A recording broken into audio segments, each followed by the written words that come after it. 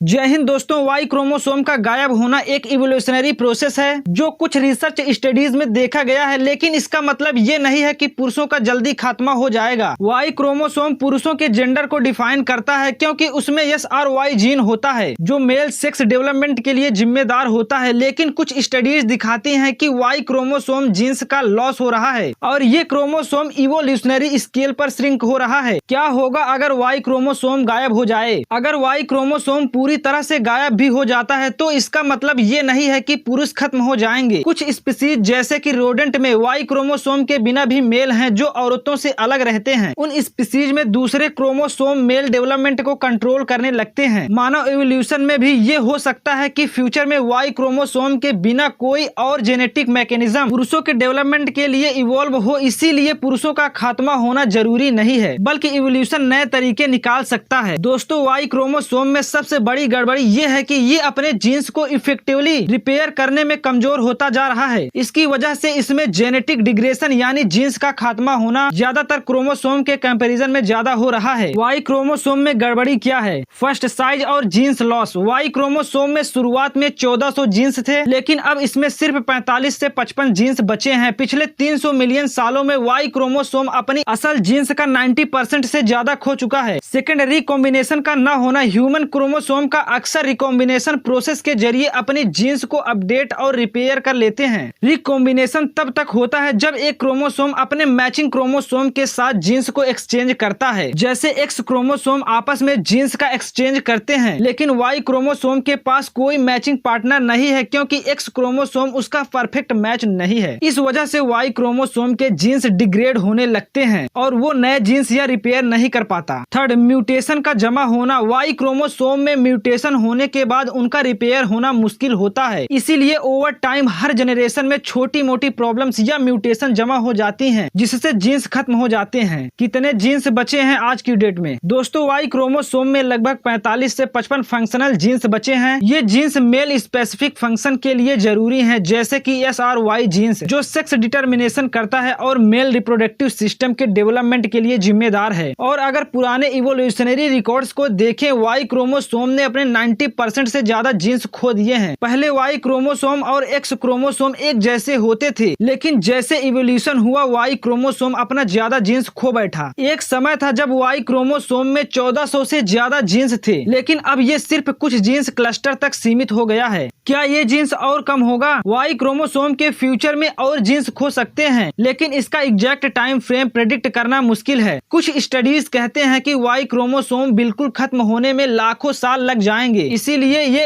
एक बहुत ही धीरे धीरे होने वाला इवोल्यूशनरी प्रोसेस है और तब तक ह्यूमन स्पीसीज का भी कोई इवोल्यूशन या जेनेटिक अल्टरनेटिव आ सकता है। मानव प्रजाति का खात्मा वाई क्रोमोसोम की वजह से नहीं होगा। दुनिया में दूसरे भी नेचुरल और एनवायरमेंटल फैक्टर्स हैं, जैसे क्लाइमेट चेंज, रिसोर्स की कमी या बायोलॉजिकल पैंडेमिक्स मानव प्रजाति के खात्मे को चैलेंज कर सकते हैं। तो इसमें चिंता करने की कोई बात नहीं है, अभी बहुत समय है इस घटना को घटित होने में। तो दोस्तों, ये वीडियो आपको कैसा लगा नीचे कमेंट बॉक्स में लिख कर बताइए। ऐसी ही और इन्फॉर्मेटिव वीडियोस के लिए हमारे यूट्यूब चैनल को सब्सक्राइब करना मत भूलिएगा। वीडियो देखने के लिए बहुत बहुत धन्यवाद।